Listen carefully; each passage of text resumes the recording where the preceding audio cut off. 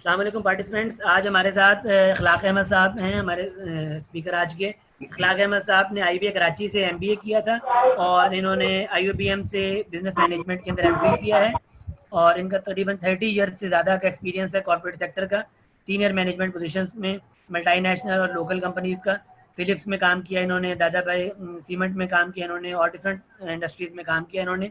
और ये आजकल IUBM के अंदर मार्केटिंग डिपार्टमेंट के हेड ऑफ डिपार्टमेंट हैं और ये आज हमें एंटरप्रेन्योरियल मार्केटिंग पढ़ाएंगे। ओवर टू इखलाक साहब। जी अस्सलाम वालेकुम।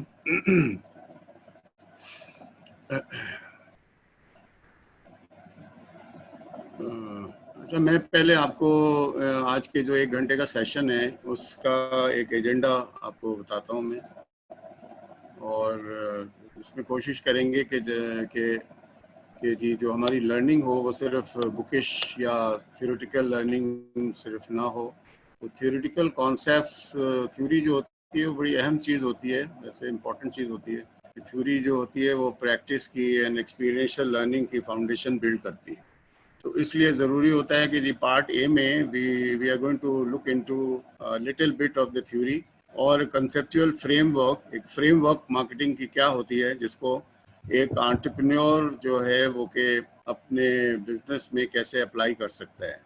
तो पहली चीज़ ये होगी कि हम तकरीबन 10 मिनट हम गुजारेंगे इसमें, जिसमें इसके जो कॉन्सेप्ट, मार्केटिंग के जो कॉन्सेप्ट्स हैं कि मार्केटिंग की जो थ्रेड है वो किधर से पकड़ी जाती है, असल में ये हमने सीखना है, हमने जानना है। और जिनको पता है उनके लिए रीइंफोर्समेंट है कि वो थ्रेड कहाँ से पकड़ी जाती है और फिर वो फ्लो कैसे चलता है। मेरी ख्वाहिश तो होती है, जब मैं सेशन करता हूँ तो मेरी ख्वाहिश होती है कि इंटरेक्टिव सेशन हो, तो उसमें मुझे ज़्यादा मज़ा आता है। लेकिन बैर के अभी 4-6 महीने से ऑनलाइन जूम सेशंस CBM में भी चल रही हैं और अल्हम्दुलिल्लाह अच्छी चल रही हैं, तो उसका तजुर्बा भी है। तो थोड़ा सा कंसेप्ट पार्ट जो है ना 10 से 15 मिनट जो है ना we will talk about this, and then उसमें जो हम कॉन्सेप्ट लर्न करेंगे वो मैं री एम्फसाइज कर दूंगा उन कॉन्सेप्ट्स को कि दिस इज व्हाट मार्केटिंग की थ्रेड यहाँ से शुरू होती है, फिर यहाँ जाती है, फिर यहाँ जाती है, फिर यहाँ जाती है। इसलिए मैं ये बता रहा हूँ ताकि उसको आप पिक करें, ऑलराइट, उसको कैरी करें, उसको अपनी ब्लड में लेके आएँ। और जो माशाल्लाह एक्सपीरियंस लोग हैं, ऑलरेडी इसको प्रैक्टिस करते रहे मार्केटिंग को, तो वो उनके लिए एक तरह से रीइंफोर्समेंट हो जाएगी, रिफ्रेशर हो जाएगा और वो उसमें पार्टिसिपेट कर सकते हैं क्योंकि टाइम से बहुत लिमिटेड है। उसके बाद इसका जो सेकंड पार्ट है कि we would like to see the concepts applied through a case study. वो हम देखने जा रहे हैं। एक छोटा सा केस स्टडी है 3-4-5 सफ़े का, और एक एंटरप्रेन्योर ने एक बिजनेस दुबई में शुरू किया था और बहुत अच्छी केस स्टडी है, written by Harvard HBR, Harvard business review, Harvard की ये केस स्टडी है। और उस केस स्टडी का नाम है, उसके जो टाइटल हैं वो है राजू ऑमलेट, राइट।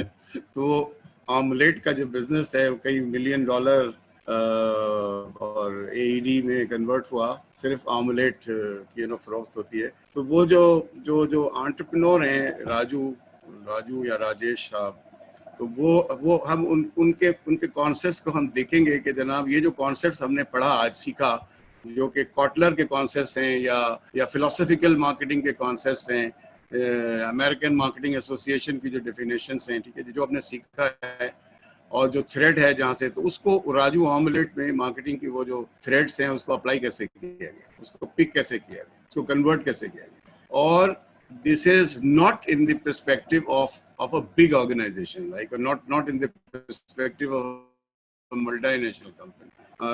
बड़ी ऑर्गेनाइजेशंस की हम बात नहीं कर रहे हैं, हम छोटी ऑर्गेनाइजेशन की बात कर रहे हैं।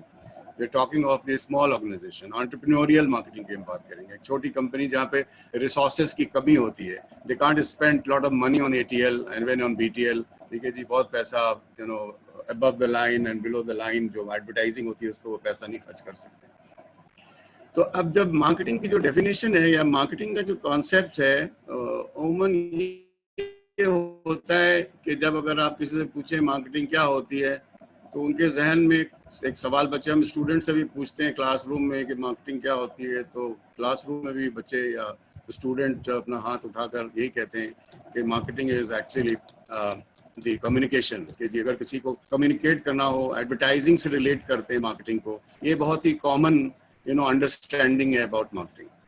बट लेकिन सवाल ये होता है कि marketing is not communication only. ये इम्पोर्टेंट लर्निंग है।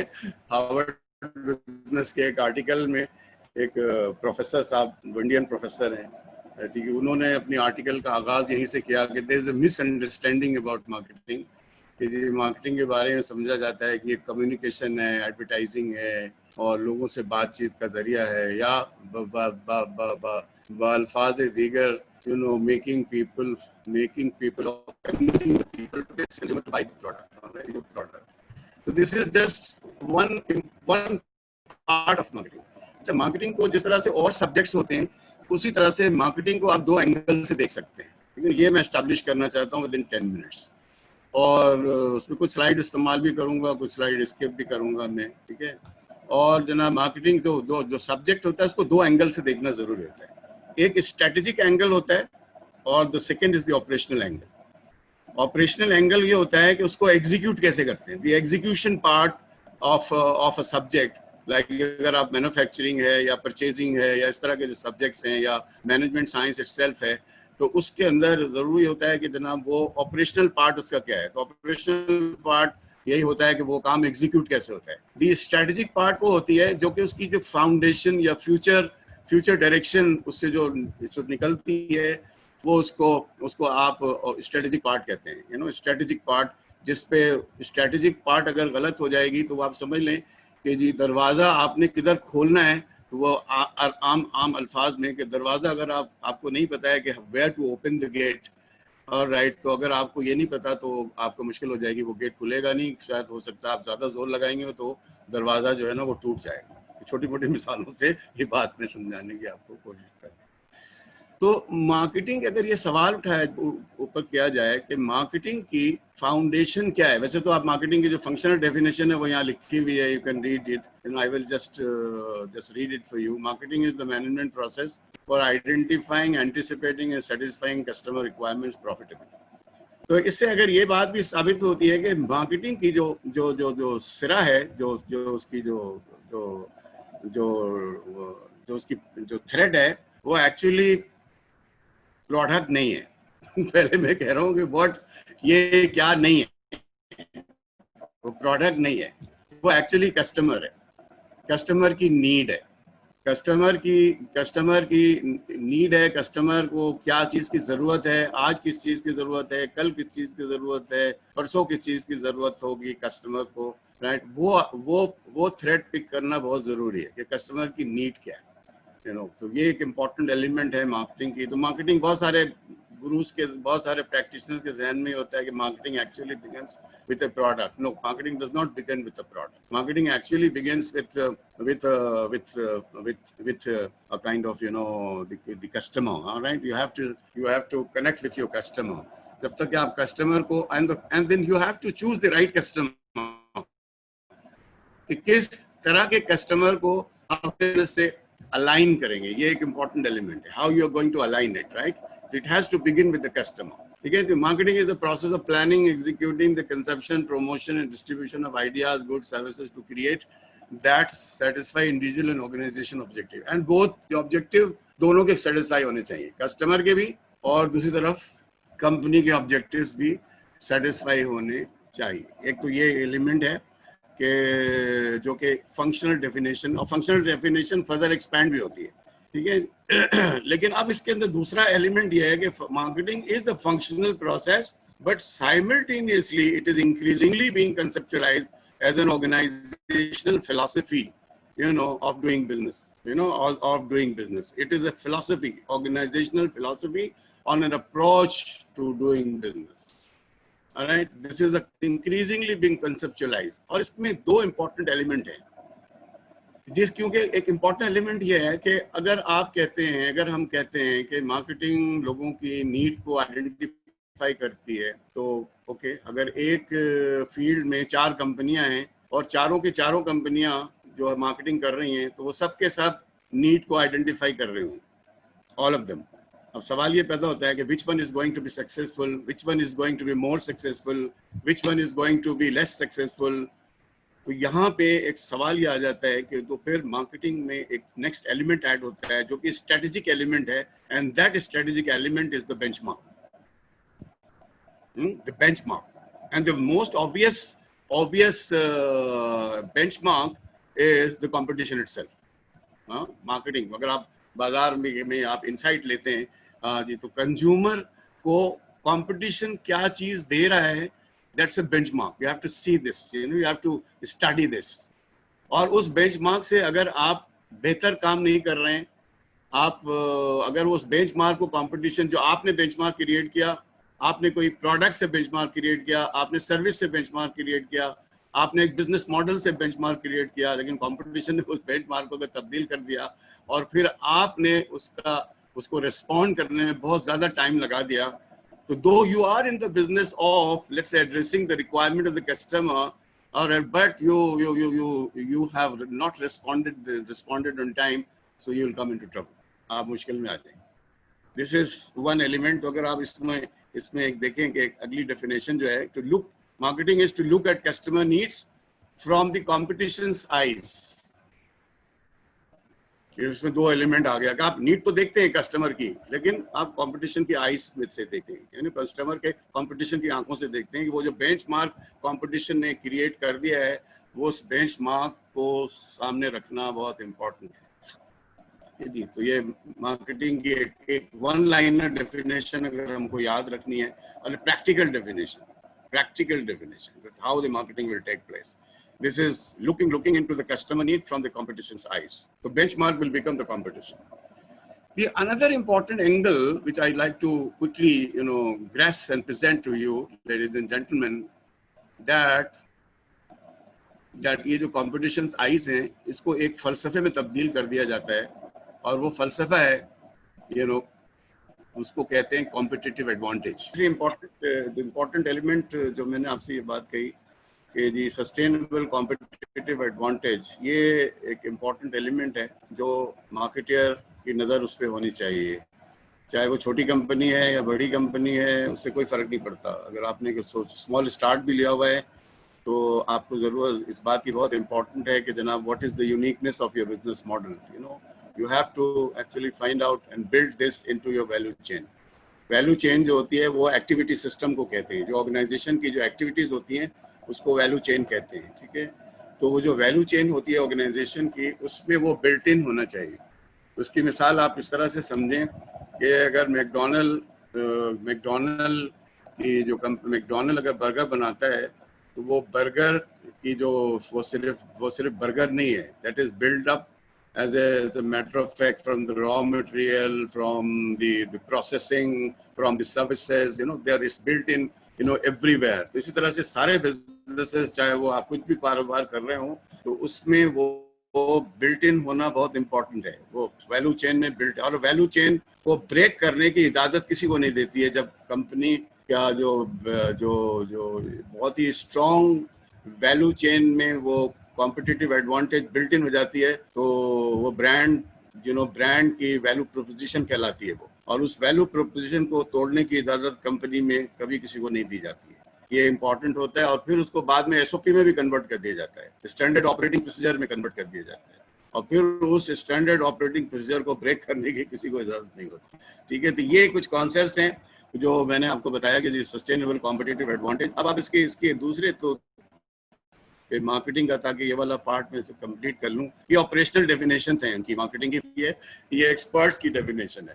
ये कहते हैं marketing then is first and foremost an attitude of mind. तो अगर आप माजी में जाके ऐसी कंपनियों को आप एग्जामिन करें जो स्टबर्न एटीट्यूड की वजह से फेल हो गई, they were very successful organization but they failed. You can trace them. अगर आपने पढ़ा है तो बेशुमार ऑर्गेनाइजेशन ऐसी है, they came into big problem. तो वो एक्चुअली प्रॉब्लम वो फेल इसलिए नहीं हुई कि उनकी प्रोडक्ट खराब थी. वो एटीट्यूड ऑफ माइंड का प्रॉब्लम है. एटीट्यूड ऑफ माइंड जिसके अंदर कंपनी जो होती है वो स्टबर्न एटीट्यूड में फंस जाती है, मुश्किल में आ जाती है. अब उसके बाद एक और डेफिनेशन आप देखिए, marketing is so basic that it can not be considered as separate function on a par with others such as manufacturing or personnel. Personnel is in HR. It is first a central dimension of the entire business. It is the whole business seen from the point of view of its final result, that is from the customer's point of view. तो देखिए ना, कुछ एक लफ्ज इस्तेमाल होता है कि जनाब कि आप ऑर्गेनाइजेशन को कस्टमराइज करते हैं। तो सिर्फ कस्टमराइजेशन ये नहीं है कि सिर्फ मार्केटिंग के लोग कस्टमराइज होंगे या सेल्स के लोग कस्टमराइज होंगे। Alright, the HR function has to be customized, you know, finance function has to be customized, manufacturing has to be customized, you know। इसका customization का मतलब है कि you have to follow the guideline given by the customer। Alright, तो अब जब तक आप ये कस्टमराइजेशन का अमल यू नो ऑर्गेनाइजेशन में लेके नहीं आएंगे तो होगा कि मार्केटिंग डिपार्टमेंट या मार्केटिंग फंक्शन भी फेल हो जाएगी। ये एक इम्पॉर्टेंट एलिमेंट है। तो वो कहते हैं first and foremost, you know, it's a central dimension of the entire business and is the whole business seen from the point of view of its final result। अगर देखें ना, अगर कस्टमर आना बंद हो जाएगा तो ना आपकी मैन्युफैक्चरिंग डिपार्टमेंट फंक्शन करेगी, ना आपकी फाइनेंस डिपार्टमेंट फंक्शन करेगी, ना आपकी लॉजिस्टिक्स डिपार्टमेंट फंक्शन करेगी। तो कोई भी डिपार्टमेंट आपका फंक्शन नहीं करेगा until unless you know you address the requirement of the customer in a proper way। तो अब उसमें आपको देखेंगे तो पहली चीज तो ये आ गई, the important concept, the strategic concept, the distinctive competence और the sustainable competitive advantage, right, जिसके 3-4 कंपोनेंट मैंने आपको बताया। उसके बाद the second element is this, ये जो कॉम्पिटिटिव एडवांटेज है इसको आपने कंज्यूमर के दिमाग में यू नो माइंड में उसको पोजीशन कैसे किया हुआ है, ये इंपॉर्टेंट एलिमेंट है। कि आप सिर्फ अगर एडवर्टाइज करने जाएंगे तो आपके पैसे शायद ज़ाया हो जाएं, ठीक है, जब तक कि आपकी पोजीशनिंग क्लियर नहीं है। यू नो कि आप जो आपकी जो सस्टेनेबल कॉम्पिटिटिव एडवांटेज है उसको आप you are building it you know in the minds. अब वो 3 चीज़ें कहलाती है, mind share, heart share and spirit share as well. अब एक तीसरी चीज़ आ गई है कि जनाब अगर कोई कंज्यूमर की स्पिरिट आपके साथ अटैच है, स्पिरिट शेयर, जिसमें पहला कॉन्सेप्ट एक CSR का हुआ करता था, लेकिन अब ये कहा जाता है कि आप ह्यूमैनिटी को यू नो अपने बिजनेस में कैसे इन्वॉल्व करते हैं, ह्यूमन साइड को कैसे इन्वॉल्व करते हैं। तो CSR तो एक होता है कि एक प्रोजेक्ट के तौर पर ऑर्गेनाइजेशंस यू नो अपनी रिसोर्सेज को शेयर करती हैं, लेकिन ये कॉन्सेप्ट एक स्टेप आगे चला गया है कि स्पिरिट शेयर। एक कंपनी ग्लासेस बनाया करती थी, अमेरिकन कंपनी ग्लासेस बनाती है, तो वो जो गरीब लोग हैं जो ग्लासेस खरीद नहीं सकते उनके लिए उन्होंने डॉक्टर्स रखे हुए हैं, और वो डॉक्टर्स ऐसे इलाकों में जाकर गरीब लोगों की यू नो अंडर प्रिविलेज लोगों की वो आंखों की एग्जामिनेशन करते हैं और फिर फ्री ऑफ कॉस्ट उनको वो चश्मा जो है वो उनको मुहैया करते हैं। तो कहते हैं कि जनाब 1 million glasses they distribute, you know. इस तरह की आपको बेशुमार ऐसी ऑर्गेनाइजेशन मिलेगी। एक और कंपनी यूके में एक चेन है प्रेट मैनेजर, जो कि कुछ स्टूडेंट्स ने शुरू किया था।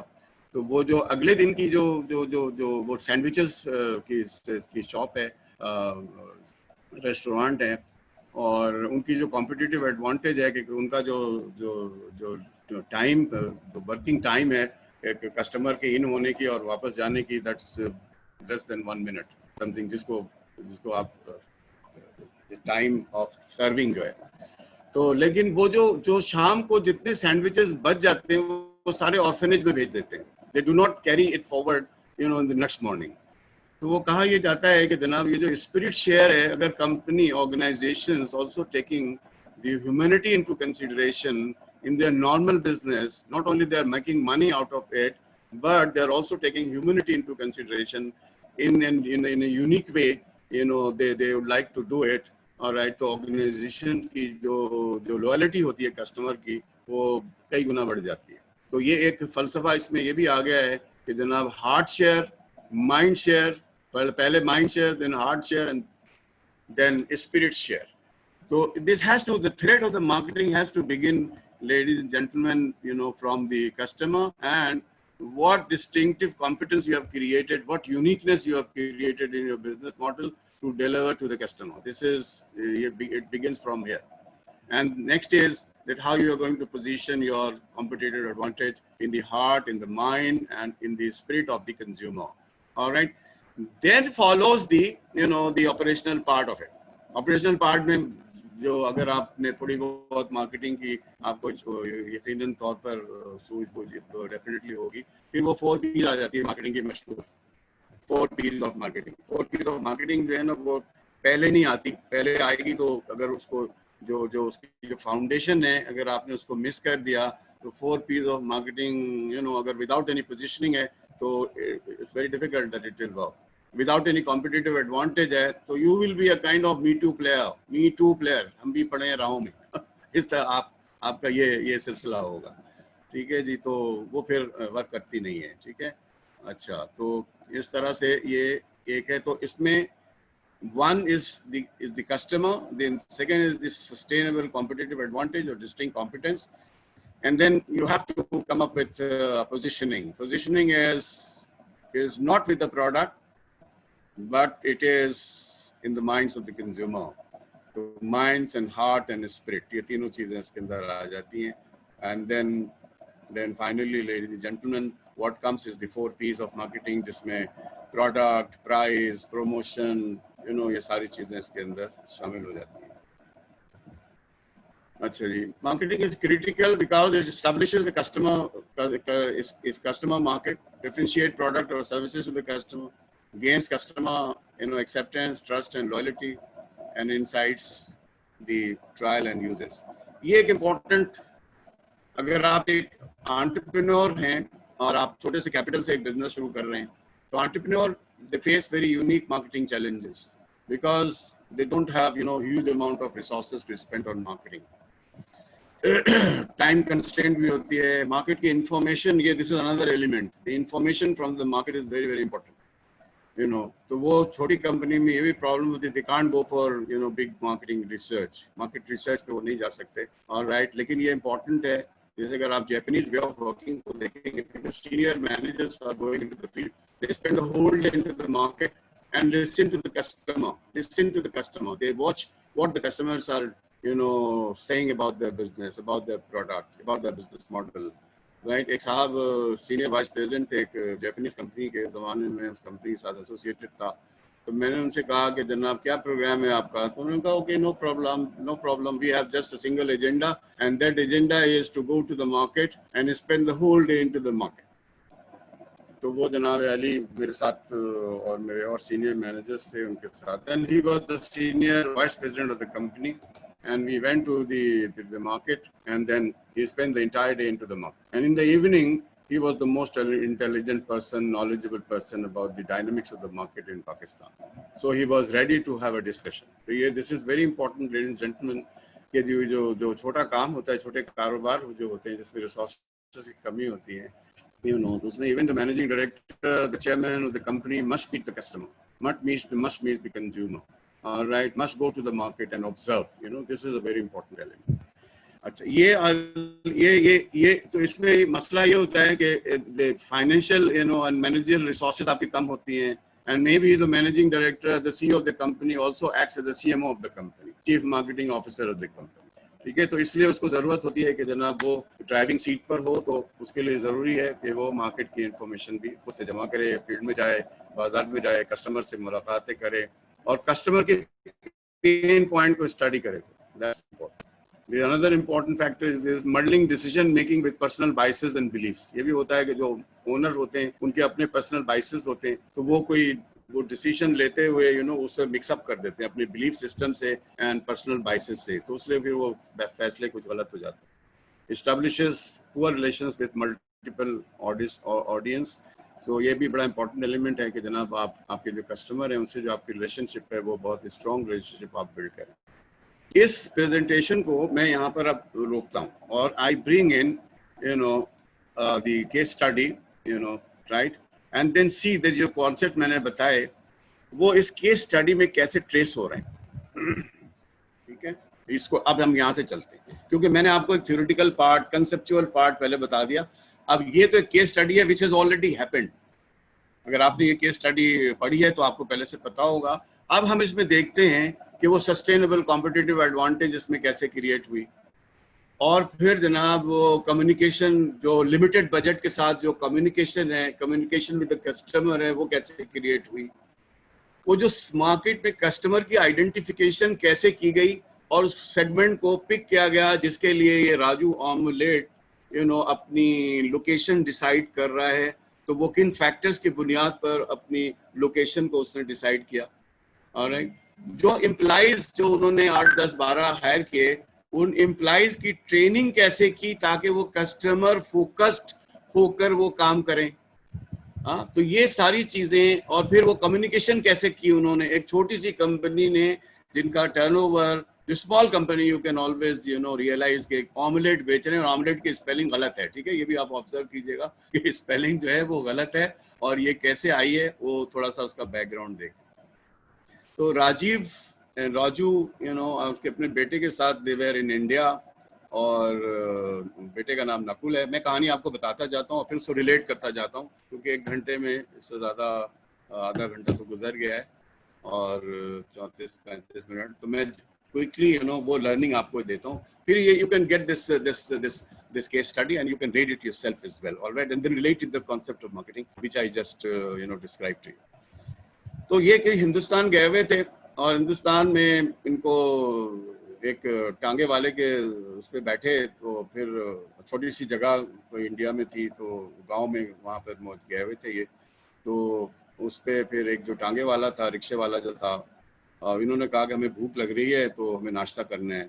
तो उस टांगे वाले ने कहा मैं आपको एक शॉप पे ले जाता हूँ जहाँ ऑमलेट मिलती है, राजू ऑमलेट के नाम से वो कार्ट है, कार्ट, वो कोई दुकान नहीं थी, that was not a shop, that was not a restaurant, alright.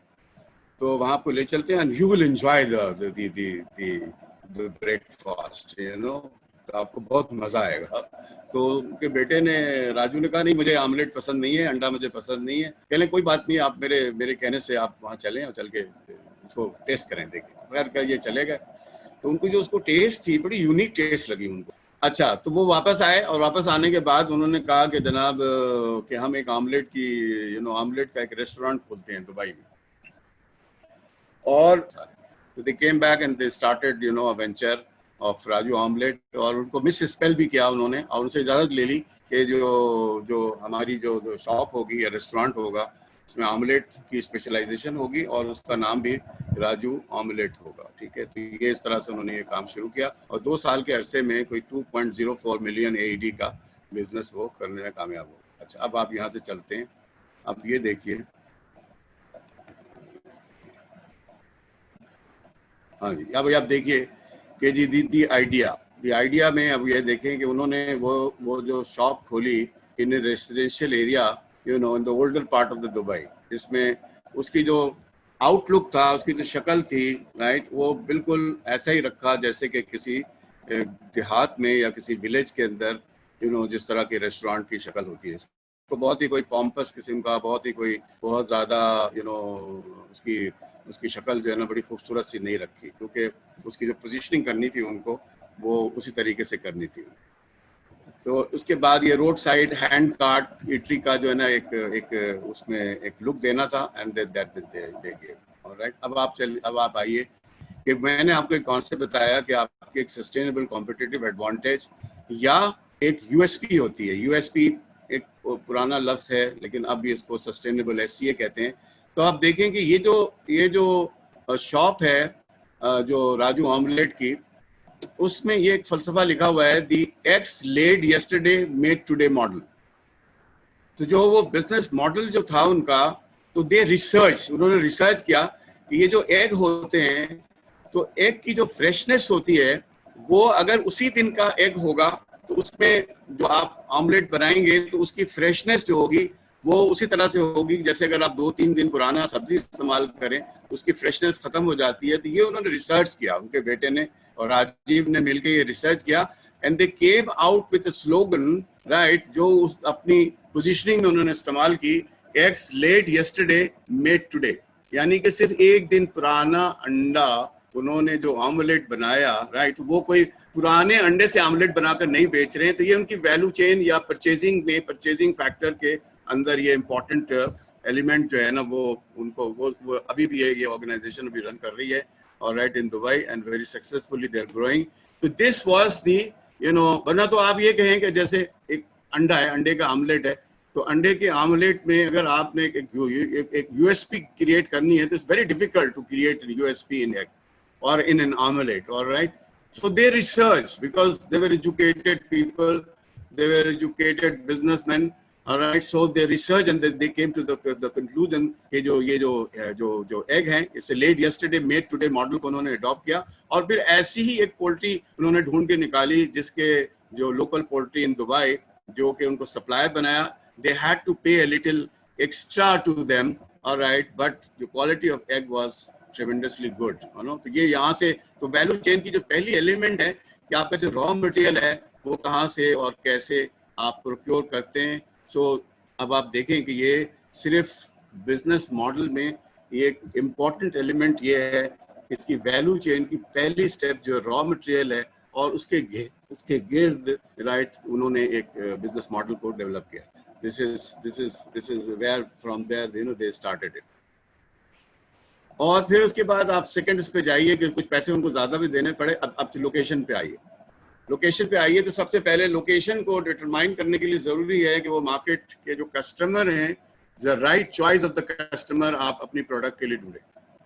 कि आपके जो मार्केट सेगमेंट्स हैं, कस्टमर की जो मुख्तलिफ कैटेगरीज हैं, उसमें से आप किस कस्टमर की कैटेगरी को ये ऑमलेट की रेस्टोरेंट की जो प्रोडक्ट्स हैं वो आप फरोख्त करने जा रहे हैं. So they came to the conclusion that this product is being targeted, will be targeted to Indians and Pakistanis and Bengalis, जो बांग्लादेश के लोग हैं, ठीक है. ये उन्होंने टारगेट किया कि ये हमारे कस्टमर कैटेगरीज होंगे, राइट. जिनको अंडा बहुत पसंद है और अंडे के ऑमलेट से ये खाना भी खाते हैं, दोपहर का भी खा सकते हैं, रात का भी खा सकते हैं, सुबह ब्रेकफास्ट ले सकते हैं. तो ये इनकी सक्सेस में ये बहुत इंपॉर्टेंट एलिमेंट था कि they picked up the expatriate consumers and came out with the location, right, where the Indian and Pakistanis were mostly located, जो कि तो ये एक इम्पॉर्टेंट एलिमेंट था, राइट, कि जहाँ पर तो अगर आप इस तरह देखेंगे पहले उन्होंने पोजीशनिंग की और फिर उन्होंने सेगमेंट को उन्होंने अडॉप्ट किया और सेगमेंटेशन को अडॉप्ट करने के बाद उन कस्टमर की कैटेगरी को उन्होंने अरब्स को टारगेट नहीं किया. उन्होंने जो दुबई में जो एक्सपर्टिएट फ्रॉम द यूरोपियन कंट्रीज हैं उनको भी टारगेट नहीं किया, राइट. इस लिहाज से जब उन्होंने इसको टारगेट किया तो उनकी जो लोकेशंस थी वो उसी तरह से वो लोकेशन उन्होंने पिक किया और उस लोकेशन पे फिर अब वो एक फ्रेश स्टार्ट के लिए जब ओपनिंग के लिए जाने लगे तो व्हाट हैपेंड कि जब हिंदुस्तान में एक रिवाज है कि जब कैश बॉक्स की वो पूजा करते हैं और लेकिन जब वो ओपन हो रहा था तो कैश बॉक्स की जो inauguration, the cash box was not done. तो इसलिए वो उस दिन सर्विस देने की पोजीशन पे नहीं थे. लेकिन customers were coming to the restaurant, alright, when the customers were coming to the restaurant तो उन्होंने कस्टमर को वापस नहीं किया. रादर व्हाट दे डिड कि कस्टमर को फ्री ऑफ कॉस्ट सर्व करना शुरू कर. फ्री ऑफ कॉस्ट सर्व करना जब उन्होंने शुरू किया और कस्टमर जो प्रोडक्ट जब टेस्ट किया उन्होंने और जब टेस्ट किया तो they started liking it and then what happened that word of mouth was the publicity. तो एक बात ये भी कही जाती है कि बेशुमार ब्रांड ऐसे हैं दुनिया में जो पब्लिसिटी से डेवलप हुए, पब्लिसिटी से बिल्ड हुए, एडवर्टाइजिंग से बिल्ड नहीं हुए. तो अगर आप ये देखें कि जो एंटरप्रेन्योरियल मार्केटिंग है उसमें अगर आप ज़्यादा फोकस करेंगे अपनी प्रोडक्ट को, अपनी सर्विसेज को, अपनी सस्टेनेबल कॉम्पिटिटिव एडवांटेज को अगर आप मार्केट करने जा रहे हैं तो अगर आप इसके गिर्द ऐसी न्यूज़ के गिर्द न्यूज़ आइटम के तहत एक पब्लिसिटी में कन्वर्ट हो जाए तो जो ओनर्स थे राजीव एंड उनके बेटे जो थे उन्होंने ये माइंड नहीं किया कि अच्छा जी फ्री ऑफ कॉस्ट कस्टमर को अभी सर्व कर रहे हैं. They continued this for 10 days. So this kind of things are an opportunity for you as a businessman. The opportunity, these are your opportunity for as a businessman. So हुआ क्या कि there was a problem of the cash box not being inaugurated on this occasion. So but they did not stop the customer. When the customers came there, 10 दिन तक उन्होंने free publicity, word of mouth publicity पूरे Dubai में ये बात फैल गई और फिर कस्टमर आना वो शुरू हो उनके पास, राइट. तो वो देखिए असल में बात ये होती है कि आप अगर एक प्रोडक्ट लॉन्च कर रहे हैं तो बहुत इंपॉर्टेंट एलिमेंट होता है कि आपके प्रोडक्ट की कस्टमर से कनेक्टिविटी जो है ना वो क्रिएट हो जाए. And that is the ultimate of the marketing, alright. उसके कुछ हमारे बॉसेस थे वो कहते थे ब्रांड मैनेजर का काम होता है घर से कंज्यूमर को लेकर चैनल पे आए और वहां से उनको वो प्रोडक्ट की तरफ, आपके ब्रांड की तरफ उंगली रखकर या ब्रांड को वो पिक करें, अपने घर ले जाएं, उसको इस्तेमाल करें. इसको first moment of truth and second moment of truth भी कहते हैं। फर्स्ट मोमेंट ऑफ ट्रूथ होता है mindset wise customer is sold about your brand, and when he is coming to the channel, he's already decided that he is going to pick up this brand. Alright, so this was a unique opportunity for Raju. हो सकता है कि अगर वो सिर्फ एक restaurant खोल के वो बैठ जाते और ये वर्ड ऑफ माउथ की अपॉर्चुनिटी को वो इस्तेमाल नहीं करते तो उनको काफी टाइम लग जाता अपने ब्रांड को एस्टैब्लिश करने में। तो ये एक इम्पॉर्टेंट एलिमेंट है कि you should look for such an opportunity where the word of mouth, जिसे गोरिल्ला मार्केटिंग भी कहते हैं, ऐसे न्यूज आइटम के तहत आपकी प्रोडक्ट, आपकी सर्विस, आपका ब्रांड जो है ना वो एस्टैब्लिश हो जाए और कस्टमर आना शुरू हो जाए आपकी तरफ, राइट। और जब वो प्रोडक्ट वो यूज करता है, then the second first moment of truth and then second moment of truth sets in. The second moment of truth is that the consumer is buying your product, using it, and then he's coming back again and again to buy your product. You see, so this is the second element. The third element is in the value chain, they worked on their staff. 10-12 लोग उनको वहाँ पर higher हुए और उन्होंने training की। This is very important element कि आप सिर्फ हायर करके छोड़ ना दें, और उनको ऑथराइज किया उन्होंने। छोटा सा रेस्टोरेंट में आप अगर देखें, they were also empowered to provide the best services possible, even if it required going above and beyond the required service. This is a very important element. और सिर्फ आप प्रोडक्ट बना दें और अपने स्टाफ को अगर आप ट्रेन नहीं करें, उनको ऑथराइज नहीं करें, तो मे बी आपके वैल्यू चेन में एक इंपॉर्टेंट एलिमेंट मिस हो जाएगा। They were told to change the dish immediately following the smallest of the customers' complaint. The employees were also trained on hard skill such as learning how to use the cash registered and how to serve food. और फिर उनको ये भी रखा कि जनाब हफ्ते में एक दिन उनकी छुट्टियां भी की उन्होंने, और सारे स्टाफ को एक साथ छुट्टी देते थे ताकि वो आपस में मिलकर रिलेशनशिप बिल्ड कर सोशल मिंगलिंग कर सकें और फ्रेश होकर फिर एक दिन वो रेस्टोरेंट को क्लोज भी करते थे। अब इनकी मार्केटिंग स्ट्रेटजी पे आप आ जाइए। तो Raju, word of mouth publicity did the new venture a great deal of good. Rajiv and Nakul knew that the alone would not suffice. All right, so what they did कि उन्होंने radio को choose किया, और entrepreneurial marketing में radio, और अगर आप सही से इसको यूज करें, it's a very very economical method of communicating to the consumer.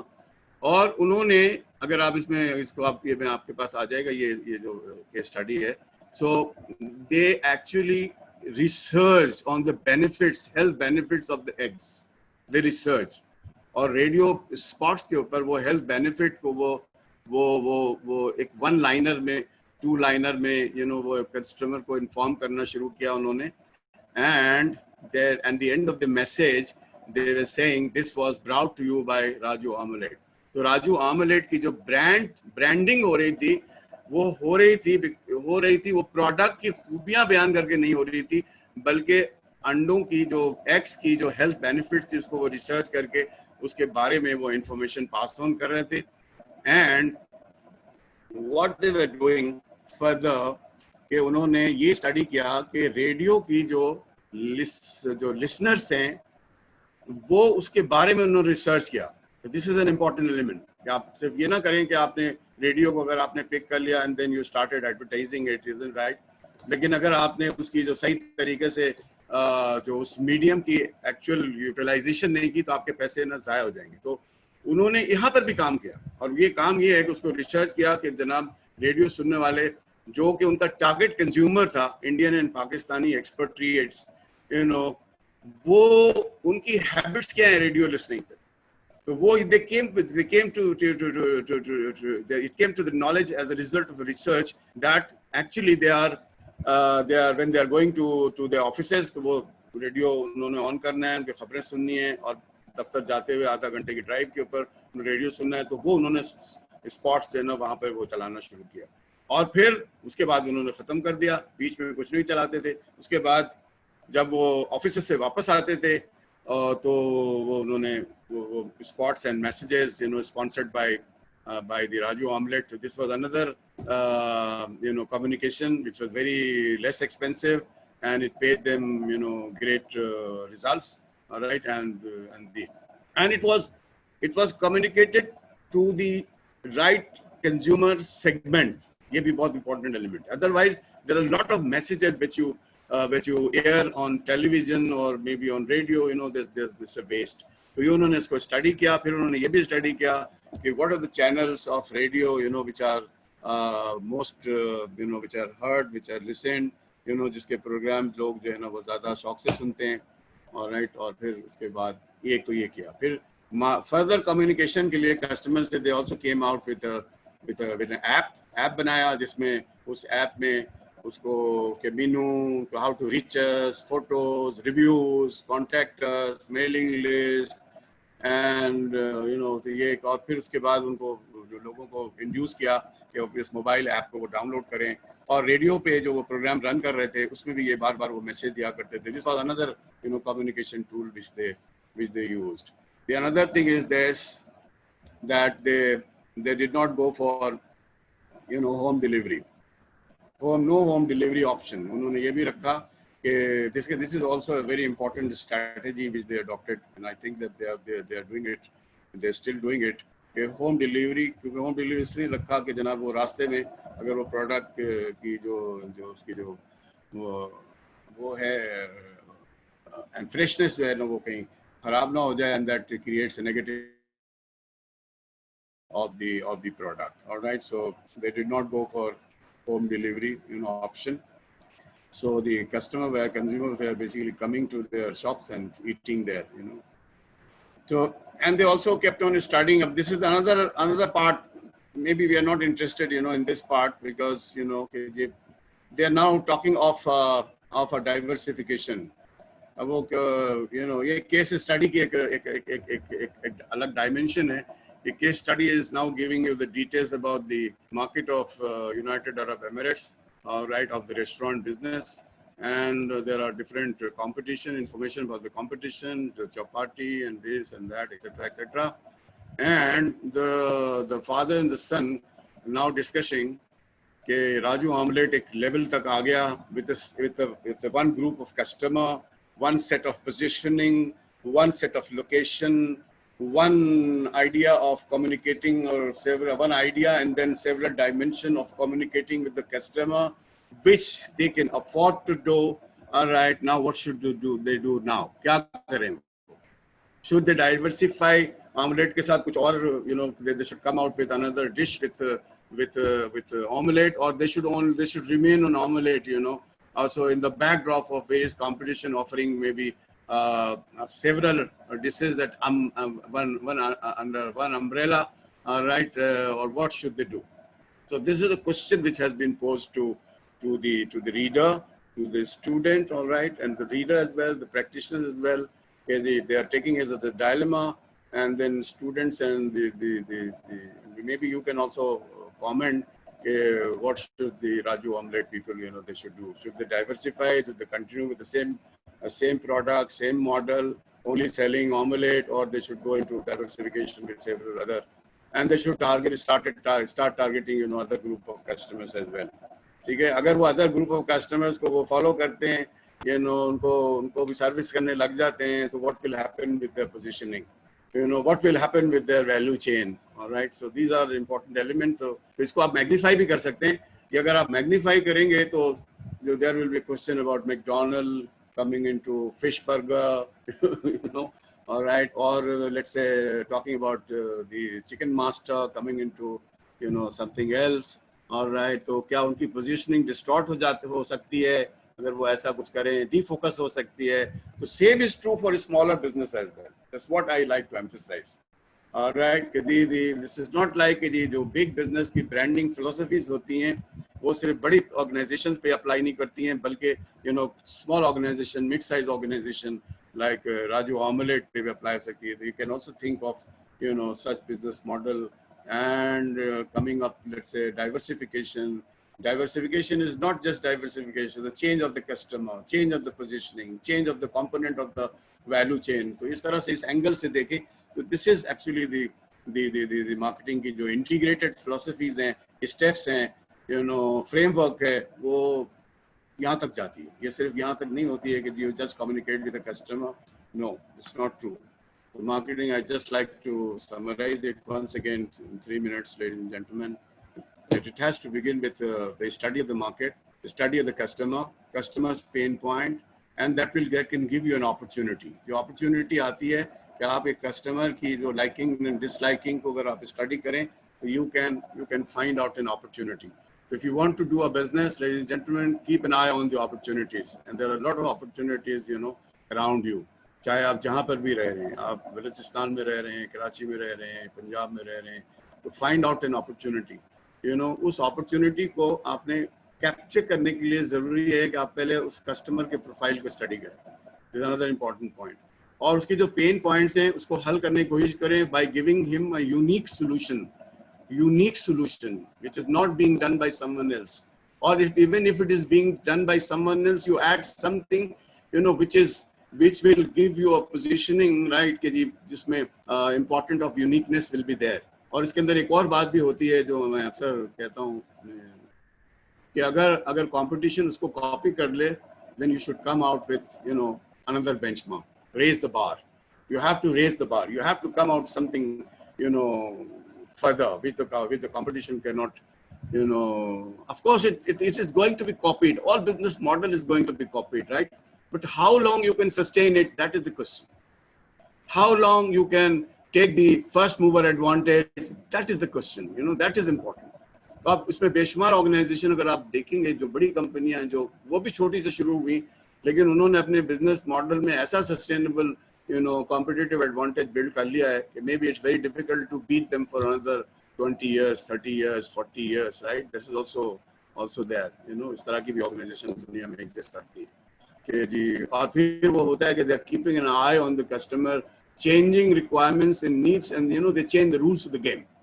Before the competition comes near to you, you change the rules of the game. That is also applicable in a company like, you know, एक छोटी सी company की मिसाल देके आपको समझाई. एक सवाल अमूमन उठता है कि पाकिस्तान में की स्टडीज ऐसी, मतलब हमने ये एक शॉर्ट कमिंग है कि there are many cases, you know, case studies available in Pakistan, but they have not been documented. All right. So therefore, you know, we are using the HBR, you know, Harvard case study. You know, this has been written by a Harvard professor. Based on the study of this Raju Omelette, all right, and it's a very small organization. It started with the identification of an opportunity, all right, in Dubai, and benchmark from a cart model in Indian village, all right, and then, you know, and then it is now meeting the important element of branding, you know, uniqueness, you know, business model. And positioning, you know, you can learn it, learn all these concepts from this. You can read it. I will send this to IBS CAD, all right, and you can have it. You can read it further, and if you have any question, all right, you can write on the chat box, or you can also send these the questions to me, and I will be very glad to send you answers of those questions, you know, later on as well. So thank you very much, ladies and gentlemen. Hope you found this session, you know, an interesting one. Thank you very much. Thank you so much Akhlaq साहब. माशाल्लाह काफ़ी, मेरा ख्याल है मैंने भी बहुत सीखा है, बाकियों ने भी उम्मीद से सीखा होगा. और अगर किसी का क्वेश्चन है तो वो चैट बॉक्स में भेज दे 1-2 मिनट में, वरना फिर हम सेशन ख़त्म कर देते हैं. ये आसिम साहब ने पूछा है कि what actually happened then, did Raju add more related offerings? हाँ, ये अच्छा सवाल है. मतलब ये सवाल हम अपने ऑडियंस से पूछते हैं कि क्या किया उन्होंने. आपके ख्याल में आप जरा इसका जवाब भी तो लिख देना एक लाइन का कि क्या किया होगा उन्होंने. आप अगर होते तो क्या करते? It's very interesting. Of course you must know the outcome of it कि क्या करते. आप अगर होते, आप अगर राजू ऑमलेट के या इस तरह के बिजनेस का अगर आपके पास वो होता, आप मालिक होते, तो आप क्या करते? आप जरा लिखें. आप चलेंगे, मैं उल्टा सवाल पूछे तो सब लोग चैट बॉक्स में, यू नो, लिखें जरा एक लाइन, 1 लाइन में लिख लें ताकि सस्पेंस खत्म हो जाए. और आपकी लर्निंग ये है कि जो कॉन्सेप्ट्स हैं मार्केटिंग के, वो इससे इंटीग्रेट होके हमने सीखने की कोशिश की. अच्छा जी, आप कह रहे हैं probably diversified the product. Thanks a lot. Okay, probably diversified, so they would have added more dishes. Okay, was really useful. Thank you. I would have diversified egg variety, added snacks that were complementary. I think he added more omelette offerings, more varieties of egg and omelette. Okay, I give you the answer ladies and gentleman. देखें आप ये समझने की सब लोगों कोशिश का ये ख्याल है कि करें। डाइवर्सिटी आएगी। हाँ, डाइवर्सिफाई किया होगा। अच्छा, आप समझने की कोशिश करें, अगर आप डाइवर्सिफाई करते हैं, चलें ये एक अच्छा सा अच्छे नोट पे ये लर्निंग पे ये सेशन खत्म होगा। अगर डाइवर्सिफाई करते हैं, तो मैंने जो आपको कॉन्सेप्ट पढ़ाया, मार्केटिंग की थ्रेड जहाँ से शुरू होती है, वो कहाँ शुरू होती है? जनाब, आप कस्टमर को स्टडी करते हैं, फिर कस्टमर को चूज करते हैं, टारगेट करते हैं, और कस्टमर को टारगेट करके उसके पेन पॉइंट्स के तहत या उसके लाइकिंग एंड डिसलाइकिंग के तहत आप एक प्रोडक्ट बनाते हैं, बना के उसको पोजीशन करते हैं in the hearts and minds and the soul of the customer. आप ये सारा कुछ करते हैं, ठीक है, और फिर आप इसको डिप्लॉय करते हैं, इसको एग्जीक्यूट करते हैं। तो अगर फर्स्ट कर लेंगे राजू ऑमलेट, राजू ऑमलेट का ब्रांड है राजू ऑमलेट, कल को ये 10 नई डिशेस लेके आ जाता है, ठीक है जी, ऑमलेट, ऑल राइट, तो क्या होता कि राजू ऑमलेट का जो टैगलाइन है वो वैलिड रहेगा? पहले तो ये सवाल का जवाब दें मुझे, वो वैलिड रहेगा या नहीं रहेगा? नहीं रहेगा। राजू ऑमलेट, फिर ऑमलेट तो नहीं हुआ ना, वो तो ऑमलेट तो नहीं रहा, राजू ऑमलेट नहीं हुआ, राजू कोई बिरयानी हो गया, राजू कोई कुछ और हो गया, समथिंग लाइक दैट। तो आपकी तो जो पोजीशनिंग है राजू ऑमलेट की, वो तो डिस्टॉर्ट हो जाएगी ना सिर्फ डिस्टॉर्ट हो जाएगी, और सारी जो वैल्यू चेन में जो एस्ट्यूटनेस क्रिएट की उन्होंने, एक्सपर्टीज क्रिएट की है, वो सारी की सारी खराब हो जाएगी। इसलिए आप कभी भी ऐसा करने की कोशिश ना करें अपने बिजनेस में। हाँ, अगर आपको शौक है ये करने का, तो राजू ने क्या किया, मैं 1 मिनट में आपको बताता हूँ, राजू उनके बेटे ने। लेकिन अगर आपको शौक है तो आप एक और ब्रांड नेम के तहत बिरयानी का काम शुरू कर देना। किसने रोका आप? You start biryani, Raju biryani, but you start in a separate name में, कि नाम भी तब्दील कर दें, तो आपकी पोजीशनिंग डिस्टॉर्ट नहीं होगी, आपकी वैल्यू चेन डिस्टॉर्ट नहीं होगी, कुछ भी डिस्टॉर्ट नहीं होगा, right? And then you can earn another round of success, like you have done in one business. उन्होंने ये फैसला किया कि अभी इस वक्त मेरे जो कस्टमर थे वो इंडियन पाकिस्तानी एक्सपेट्रिएट्स थे।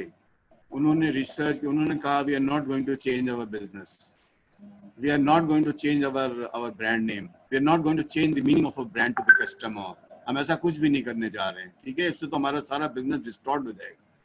तो वो दोनों they came to this conclusion that they will open another Raju omelette, and selling the same product to another group of customers, ठीक है ना। वो यूरोपियन को टारगेट किया उन्होंने, उनकी टेस्ट और उनको स्टडी करने के बाद उसमें कुछ थोड़ी सी चेंजेस की। अब राजू ऑमलेट जो है ना, वो ऑपरेट करती है एक one location is in, but they have kept their जो एसेंस ऑफ ब्रांड है ना, उसको उन्होंने डिस्टॉर्ट नहीं करने दिया। देखें, आप इसको यूं देखें, मैकडॉनल्ड कभी भी अपने एसेंस ऑफ ब्रांड को ना डिस्टॉर्ट नहीं करने देती, कभी भी नहीं करने देती। आप देख लो मैकडॉनल्ड, कोका कोला, आप देखें, कभी भी उसको डिस्टॉर्ट नहीं करने देती, कभी नहीं देती। They will die before they do it like this, आप कभी भी नहीं। और जिन कंपनियों ने इसको डिस्टॉर्ट करने की कोशिश की, दे केम इनटू बिग प्रॉब्लम।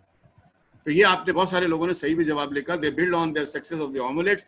तो this is a very logical diversification, एक एरिया से उठे दूसरे एरिया में जाकर उन्होंने एक पॉश एरिया में एक खूबसूरत गेटअप के साथ, लोकेशन के साथ और सर्विसेज के साथ, they started capturing another category of the customers, and they because ये जो ऑमलेट है, everybody likes to eat omelette at least in the breakfast, right, ठीक है जी। तो वो उन्होंने ऑमलेट की जो, क्योंकि उनकी वर्ड ऑफ माउथ जो है ना वो फैल गई थी, राइट, तो वो जब वो फैल गई थी तो वर्ड ऑफ माउथ, हाँ, तो वो जो यूरोपियन कस्टमर्स थे उनके लिए भी कोई नया ब्रांड नहीं था, it was not a new brand, alright. So that's what they did and it was the right decision. The right decision is not to diversify, every Dick and Harry is offering to the customer in Dubai, alright. तो वो uniqueness तो खत्म हो जाती है ना, उनकी uniqueness तो मुश्किल में आ जाती है। आप सबकी बात मेरी, alright, and this is the right thing, they could expand their omelette business with variety of tastes for different nation. Yes, that's what they did.